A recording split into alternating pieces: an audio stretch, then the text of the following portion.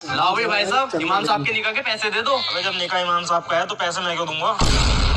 अरे भाई साहब, हमारे कहने का मतलब ये है जो इमाम साहब के सालाना पैसे जाते हैं वो पैसे देने हैं आपको। लाओ जी भाई साहब, इमाम साहब के निकाह के पैसे दे दो। ये लो भाई साहब 500 रुपए। ये तो तुम्हारे आ गए, अपने अब्बा के भी दो। इमाम साहब ही अब्बा के तो हैं। तो फिर अपने दो। मैं अपने इसलिए ना दे रही, मेरी बहू मैं के गई है। अरे तो भाई साहब, बहू थोड़ी देगी पैसे, पैसा तो तुम दोगे। बात वो नहीं है, मेरा चल गया बहू से झगड़ा, क्या पता फैसला ही हो जा। लाओ जी भाई साहब, इमाम साहब के निकाह के पैसे दे दो। आइए भाई साहब, आ गया। ये लो। अरे ये किस बात के पैसे हैं भाई? लंगड़े हाफिज जी, ये जकात के पैसे हैं। मैंने मोबाइल में देखा था, जकात के पैसों का असली हक अपाहिजों का होता है।